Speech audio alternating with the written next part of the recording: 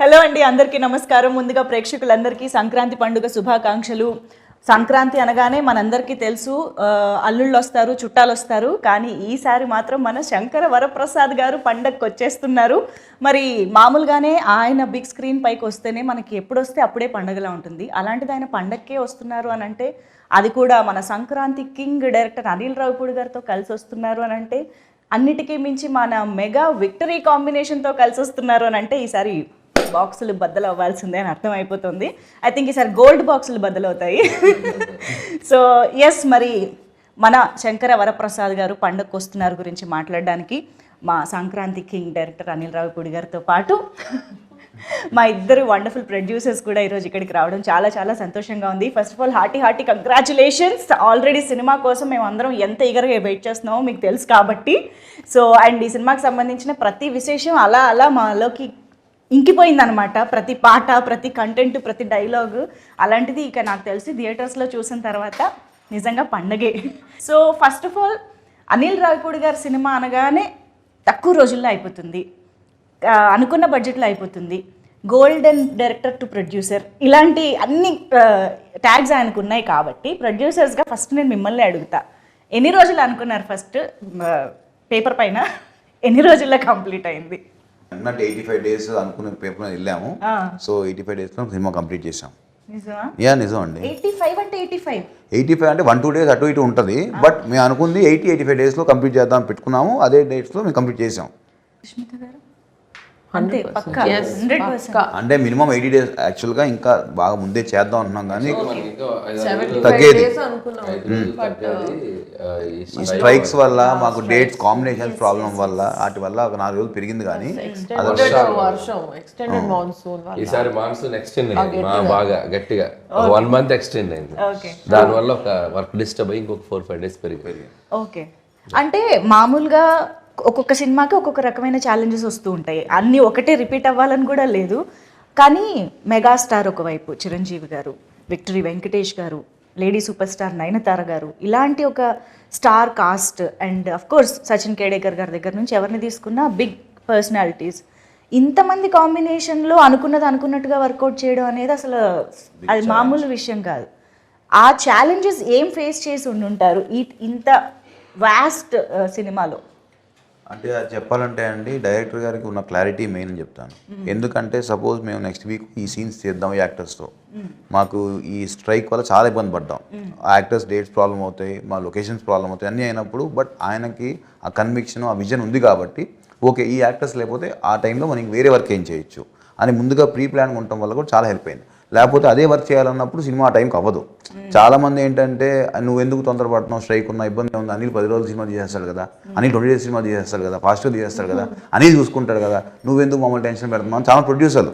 Strike ఏదో call of చేద్దాం ఏదో చేద్దాం అంటే, బట్ వాళ్ళందరికీ ఏంటంటే ఆయన మీద కాన్ఫిడెన్స్, తక్కువ టైం ఉన్నా సరే సో నీకెందుకు టెన్షన్, ఆయన కంప్లీట్ చేస్తాడు, ఆయన 2 days వరకు 1 day తీయగలడు, ఆయనకు అది ఉంది టాలెంట్ అని మొత్తం బట్టినంత ఇచ్చి ఆయన మీద వేసాం. ఆయన స్ట్రెంగ్త్ ప్రీ ప్రొడక్షన్ అండి. ప్రీ ప్రొడక్షన్ లో బ్యాకప్ ఒక బ్యాకప్ రెడీగా ఉంటుంది ఆయనకి. స్టోరీ అంత గట్టిగా రాసుకుంటారు, ఈ బ్యాకప్స్ కూడా అంత గట్టిగా ఉంటాయి. అంటే ఇది జరగకపోతే నెక్స్ట్, ఇది జరగకపోతే నెక్స్ట్. సో దానివల్ల ఎన్ని ఛాలెంజెస్ వచ్చినా, ఈ డేట్స్ కాంబినేషన్స్ అవన్నీ వచ్చినా we were able to accommodate it because ఒక్కొక్కసారి ఆర్టిస్ట్ లేకపోయినా కూడా ఆర్టిస్ట్ ఉన్నాడు అనుకుని ఆ సీన్ తీసి ఆర్టిస్ట్ విడిగా పిలిపించి మళ్ళీ ఆర్టిస్ట్ దాంట్లో పెట్టి తీస్తాం. అది కామెడీ స్పేస్ లో ఎలా వర్కౌట్ అవుతుంది అనిల్ గారు? అదే తప్పదు, ఇక ఆర్ట్ సిచ్యువేషన్ లో ఇప్పుడు ఓకే సంథింగ్ యాక్షనో డ్రామానో లేదా సీరియస్ దో అంటే మేబీ ఏమో అనుకోవచ్చు. Comedy is just like reaction కూడా కదా. లాస్ట్ షెడ్యూల్ కొద్దిగా అట్లా అయింది, కానీ ప్రతి సీన్ అలా చేయలేం. కానీ ఏదన్నా 1 or 2 సీక్వెన్స్ ఇక కాంట్ బట్ ఇక తప్పదు, రిలీజ్ టైం దగ్గరకు వచ్చాం కాబట్టి అన్నప్పుడు మ్యాచ్ చేసి తీసేస్తాం. నో మనకి విఎఫ్ఎక్స్ వచ్చింది కాబట్టి అండ్ ఎక్స్పీరియన్స్ ఆర్టిస్టులు కాబట్టి ఇబ్బంది లేదు. చెప్పాలి ఇప్పుడు ఈయన అన్నారు కదా, ఒక ఆర్టిస్ట్ లేకపోయినా సజెషన్లో ఇంకెవరన్నా పెట్టి అది ఫినిష్ చేస్తాం. That kind of smart work చేశారు ఈయన. బట్ అటువైపు మీరు అన్నట్టు కామెడీకి రియాక్షన్ రావాలి కదా. సో అప్పుడే మా డైరెక్ట్లో ఉన్న యాక్టర్ బయటకు వస్తారు. సో ఆ కామెడీ, ఆ డైలాగ్, ఆ రియాక్షన్ ఈయన ఇచ్చేస్తే ఆటోమేటిక్లీ ఇక్కడ ఉన్న actor they can perform easily. అది జరిగింది. అందుకనే ఇద్దరు ప్రొడ్యూసర్స్ల నమ్మకం, స్టార్స్ నమ్మకం మొత్తం మీ మీద. యా కానీ అనిల్ రావుపూడి గారు అసలు నిజంగా హ్యాట్స్ ఆఫ్ అండి. అంత ఈజీ కాదు. మేము నవ్వుకుంటూ అలా మాట్లాడుతున్నాం కానీ I'm sure this is so challenging. Especially ఒక ఎంటర్టైన్మెంట్ జానరా అనేది బ్రెయిన్ ఎప్పుడూ పనిచేస్తూ ఎప్పటికప్పుడు ఆ టైమింగ్ని మీరు జడ్జ్ చేయగలుగుతూ అలా ఉండాలి కదా. Handling all these challenges is very very tough. And especially మీకు డైరెక్టర్గా స్వీట్ సర్ప్రైజెస్ వస్తూ ఉంటాయి అప్పుడప్పుడు ఎక్స్పెక్ట్ చేయనివి. How do you be prepared for that? అంటే ఏదొచ్చినా మనం ఇక పని ఆగకూడదనే మైండ్ సెట్లోనే వెళ్తాం కాబట్టి ఎలాంటి సిచ్యువేషన్ వచ్చినా దానికి ప్లాన్ బి చేసుకొని వెళ్ళిపోవటమే. సో ఇంకా నాకేంటంటే నా మెంటాలిటీ, నా నేచర్ వైజ్ నేను డిస్టర్బెన్స్ ఎక్కువ క్రియేట్ చేసే పర్సన్ కాదు. సో ఉన్న డిస్టర్బెన్స్ని క్లియర్ చేసే టైప్ కాబట్టి that could be easy for me.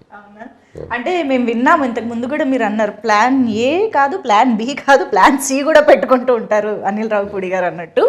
అది ప్లాన్ సి వరకు ఎలా ఉంటుందంటే సీన్స్లోనా లేకపోతే దాని ఎగ్జిక్యూషన్లోనా? ఈ ప్లాన్లు ఎలా వేసుకుంటారు ప్రీ ప్రొడక్షన్లో? అంటే ప్రీ ప్రొడక్షన్లో ఎగ్జిక్యూషన్కి ఏం కావాలో అది చేస్తాం. ప్లాన్ ఏ ప్లాన్ బి అంటే ఏదైనా కో డైరెక్టర్ వేసిన స్కెడ్యూలింగ్ ఏదైనా ప్రాబ్లమ్స్ ఉంటే తప్ప స్క్రిప్ట్ ఆన్ పేపర్ మీద ఏది ఉందో ఎగ్జిక్యూషన్ అదే వెళ్తుంది. దానికి ప్లాన్లు ఏం మారో. ఎలా రాసుకున్నామో సీన్ని దాన్ని ఇంకా నెక్స్ట్ లెవెల్కి ఎలా తీసుకెళ్ళాలి, ఆర్టిస్టులు అందరితోటి ఒక అట్మాస్ఫియర్, పాజిటివ్ అట్మాస్ఫియర్ క్రియేట్ చేసి అవుట్పుట్ ఎలా బాగా తెచ్చుకోవాలి, ఇక ఇవన్నీ నాకు వెళ్ళే ప్రాసెస్లో చేసుకుంటూ వెళ్ళిపోవటమే. ప్లాన్లన్నీ స్క్రిప్ట్లో కాదు, ఎగ్జిక్యూషన్లో డిఫరెంట్గా. ఎస్, మీకు ఇద్దరికి అంటే మీరు ఆల్రెడీ అనిల్ గారితో వర్క్ చేశారు కాబట్టి ఆయన స్టైలు, ఆయన మేనేజ్ చేసే విషయాలు అన్నీ తెలుసు. కానీ సుష్మిత మ్యామ్ మీరు ఫస్ట్ టైం ఇంత క్లోజ్గా వర్క్ చేయడం అంత ఆన్ సెట్స్ జరిగింది కాబట్టి what surprised you the most from Anil గారు? He's of course a very creative director అని తెలుసు ముందే. ఆయన స్క్రిప్ట్స్లో ఎంత సరదా ఉంటుందని తెలుసు, ఆయన స్టోరీస్లో ఎంత ఎంటర్టైన్మెంట్ ఉందని తెలుసు. But he's very creative in this అండి, execution. So that is the real success of a director. ఇప్పుడు సాహు గారు అన్నట్టు అనుకున్న టైంలో, అనుకున్న ప్లాన్లో, ఉన్న మన సర్కమ్స్టాన్సెస్లో, ఇప్పుడు వర్షాలు, యాక్టర్ డేట్లు, ఇవన్నింటిలో కూడా ఆయన అనుకున్న స్క్రిప్ట్ తీయగలిగారు కదా. That is the where he used his creativity as best as possible. ఆయన ఇప్పుడు చెప్తున్నట్టు దేనికి నో చెప్పరు, దేనికి ఇది కుదరదు అంటారు, ఏమీ లేదు. So that was a very sweet surprise for me. Usually I was expecting పెద్ద డైరెక్టర్ కదా ఉంటాయి కొన్ని అవి అవి అని, but nothing. He's a great planner and superb executor also. Triple hattrick కొట్టబోతున్నారు అయినా కూడా మీలో ఏ మార్పు లేదని అర్థమైంది అనిల్ గారు. సూపర్. అండ్ సాహు గారు, మీకు నాకు తెలిసి బియాండ్ డైరెక్టర్ అండ్ ప్రొడ్యూసర్ మీ ఇద్దరికి ఒక బాండ్ ఏర్పడిపోయి ఉంటుందని మా నమ్మకం. How do explain that? డెఫినెట్గా అండి, నాకు ఈ సినిమా పరంగా కానీ వేరే పర్సనల్ విషయాలు చాలా షేర్ చేసుకుంటూ ఉంటాం, ఇండస్ట్రీ విషయాలు మాట్లాడుకుంటూ ఉంటాం, ఒపీనియన్స్ కానీ ఏదైనా.